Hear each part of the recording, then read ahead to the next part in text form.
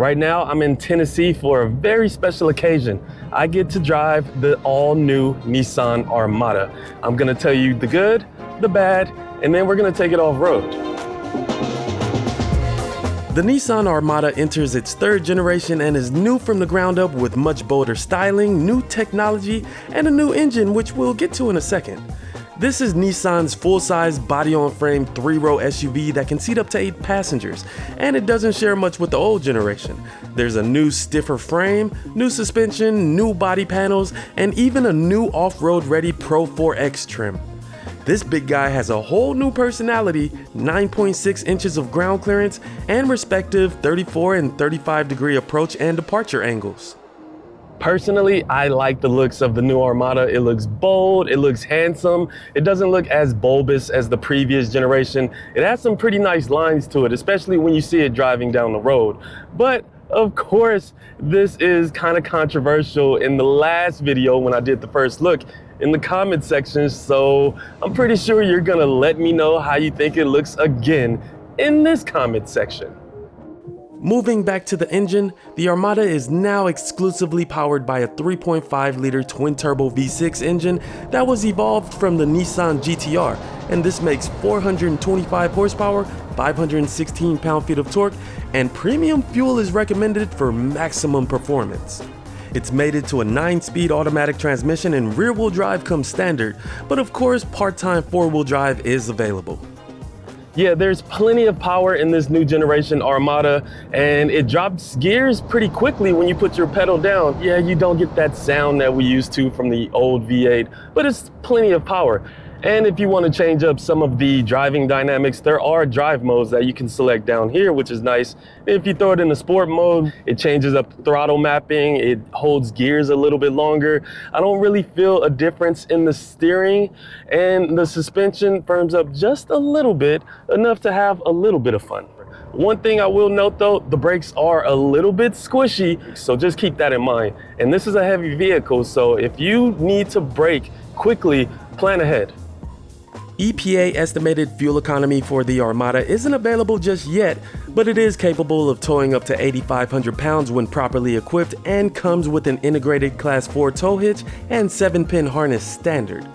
The Armada now has 25% greater torsional rigidity, and lower trims come with a traditional suspension, while higher trims are equipped with an adaptive electronic air suspension with 4 inches of travel in between suspension modes. The ride in the Armada is nice and comfortable. Now, going into turns, you do feel the weight of this vehicle, but while cruising down the highway, it doesn't feel bouncy or floating. It provides a nice, comfortable ride. And the steering, it actually has a good weight on it. The steering feels good. It doesn't wander left or right. It's pretty stable on center, and the steering wheel feels great. And on the steering wheel, it has gloss black controls, which I'm not a huge fan of because when the sun hits it, it shows all of the fingerprints. So make sure you have a microfiber cloth ready. And one more thing about the steering wheel, and I'll stop complaining, is the signal stalk. Oh man, it does that weird thing where you click it down and it goes right back to the center. It doesn't stay down. I don't know why they do that. You got to click it up halfway to cancel the signal. I just want it to stay down, and I'll stop talking about the steering wheel signal stalk. The new Armada gets loads of tech. 12.3-inch dual screens with wireless Apple CarPlay and Android Auto come standard, but higher models get this dual 14.3-inch screen setup and available Google built in. There are plenty of camera angles to use when in a sticky situation, an invisible hood view, and an extra wide front view that extends onto both screens. There's also an integrated dash cam and a segment-first biometric cooling function which uses an infrared sensor to measure the temperature of a passenger and adjust the air conditioning to cool them off a lot quicker. The layout in here looks great. The screens are nice and clear and they're big, which I enjoy, but on the gauge cluster, if you don't have it in the right setting, it can look a little cluttered. But the infotainment screen is fairly intuitive, and because this is an upper trim, it has Google built in. And if you need something right there on demand, you can just ask it like, hey Google, I'm hot. Maybe you'd like to go swimming. What? And as far as the native system on the infotainment screen, it looks nice. It looks nice and clear and clean. And I appreciate how they didn't hide the volume knob. It's just right here, dead center, right in your face, right below the infotainment touchscreen. And there's a good amount of physical buttons for your heated steering wheel, your seat controls, which you can't do at the same time, which is fine, your HVAC controls, and your high and low ranges. And as much as I love the physical knobs and switches down here on the command center, I wish it wasn't in gloss black, because now you can see dirt, smudges, a little bit of dust, and it just takes away from the prestige. So I wish it was just a different option to have, like maybe matte black or matte gray, because this gloss black, it's not cutting it for me. Along with tech, the Armada doesn't forget about the comfort. Nissan uses their zero-gravity seats, which look and feel great, and higher trims come with heated, ventilated, and massaging front seats. Very handy for those long road trips. In the driver's position, I fit great. I have a nice vantage point, a good view of the road, and the seating is very comfortable. I can get way back on my tracks in these seats, and I have some great headroom, some good leg room. These zero gravity seats do a great job at providing comfort, especially me being at 6'4". Rear seat passengers get in on the comfort action as well. The second row is available in a bench or captain's chair configuration with USB ports and rear seat vents. And with all of this excitement about space and comfort, I decided to let my KBB colleague Eric tell you all about the second and third rows. Hi, I'm Eric Brandt, and I'm an expert in midsize and full-size SUVs. I have 5 kids, so I test out a lot of 3-row SUVs, and this Armada is a really good one. So just climbing in is easy. You've got a side step here, you got a grab handle here, easy to get in. And I'm 6 feet tall. I got plenty of room. I've got lots of headroom, lots of leg room. This is adjusted for me to be in the front seat. And what I really like about the Armada here is this little console for the second row. It doesn't quite take up the full width between the 2 captain's chairs, but you get a couple of cup holders, you get a spot for a phone, 2 USB-C ports, and what I really like is you still have a little hallway here to climb into the third row, so it's easy access. And I also really like this tilt and slide feature. I've tested this out in the Nissan Pathfinder, and it works really well even if there's a car seat installed. It just tilts up, and then you tilt it back down, easy. All right, now we're going to check out the third row of the Armada. And if I get behind where I was sitting, I'm good on legroom. I've got a little bit of extra legroom here, but the headroom is a little tight. My head is just barely touching the ceiling here in the third row. And again, I'm 6 feet tall, so this is clearly designed for kids. You've got decent width in the third row, which is nice. And you still get 2 cup holders on each side, a little USB-C port, and the third row even has power reclining, just barely. Well, all right, thanks Eric. That's a lot of babies. When it comes to hauling cargo, the Armada has 25% more room behind the third row than the previous generation, and folding the second and third row seats down in our Platinum Reserve trim tester is a breeze thanks to these buttons in the cargo hold. This yields a total of 97.1 cubic feet with the second and third rows folded and has an improved flat floor. Plenty of space for all of your camping and adventure gear.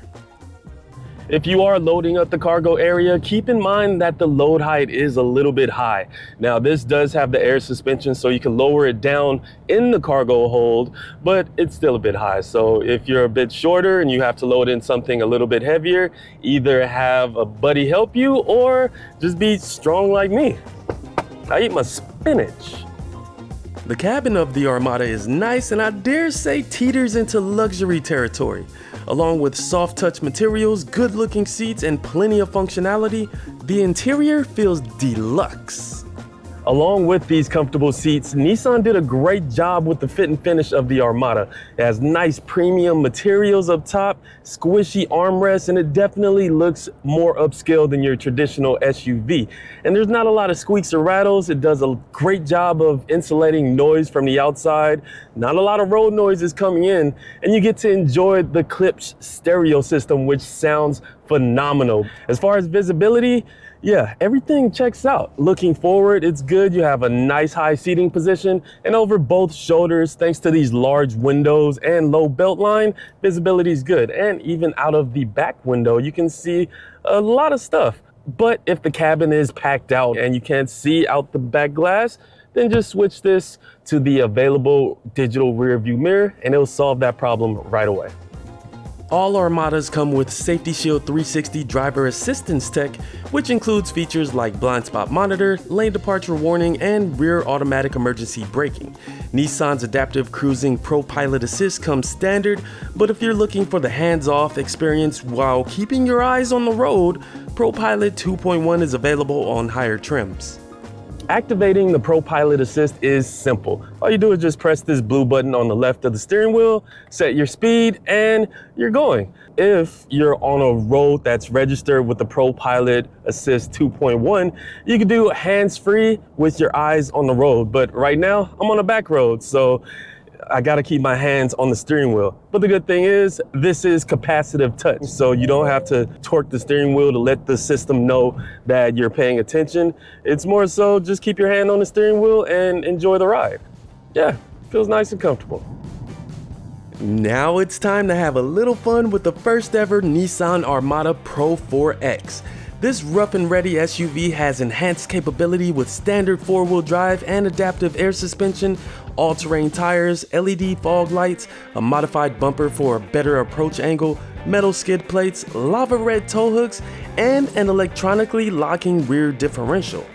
The lava red accents continue to the interior on the seats and the dash, and it definitely looks the part, but let's see what this thing can do. So right now I'm in the Nissan Armada Pro 4X and my GoPro doesn't want to cooperate, but we're gonna keep on moving. Stop it, GoPro, it's time to go off road.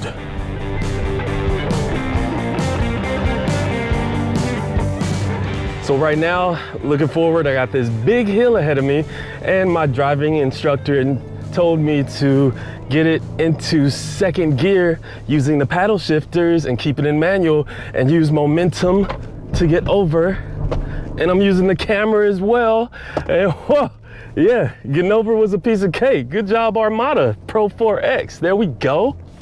Yeah, this camera is actually really useful, especially for stuff like that when you reach that crest and you need to look over to see that there's somewhere to go, because that's important. You don't want to go over a cliff, and yeah, let's not even talk about that. So on this part right here, it looks like we're gonna get a little sideways. So my instructor is telling me to straighten out, and whoa, yeah. Going left a little bit. Oh yeah, we're getting sideways, baby. Getting straightened out. Oh yeah. All right. Departure angle check. Approach angle check. Brake over check. Yeah, I'm checked out of that one because I don't want to do that one again. I was all the way sideways. So on this section of the course, there's gonna be some articulation and we're gonna get some wheels off the ground. Yeah, that four-wheel drive system, it puts power down to the wheels that need it, and it's making light of these elephant steps. So they got something in front of me. I don't know what it is, but oh, they're gonna blindfold me. Oh no, look at this. Are you on camera? Don't be cutting off right now. This is exciting. And now it's time to utilize the camera to its fullest potential. And using the cameras for the left and the right and going forward, that was easy. Now, now I guess I gotta go through this. So now it's really the big test. Can I get on these boards? And easy work. Oh, I didn't make it all the way through. Oh, I'm dead. And that's my fault. Pricing for a new Armada starts at $58,530 for a base rear-wheel drive SV trim, and that price reflects the destination charge. If you're ready to get rugged and dirty, the new Armada Pro 4X model starts at $75,750. And if you're looking to go the luxury route, the Platinum Reserve trim starts at $79,000. If you're gonna be in the market for the Nissan Armada Pro 4X, or maybe something smaller like the Nissan Rogue, or even a competitor, go on kbb.com and get a fair purchase price. kbb.com, click the link above for more details. Competitors in this full-size body-on-frame SUV segment include the Toyota Sequoia, Ford Expedition, and Chevy Tahoe. Expect to see the new Nissan Armada in dealerships between the end of 2024 and the first quarter of 2025. The Armada is back. This new generation looks great, filled with tech, lots of luxury, it's comfortable, and you can take your family, friends, dogs, equipment, wherever you want on an adventure or just make some memories. I think this is a great SUV.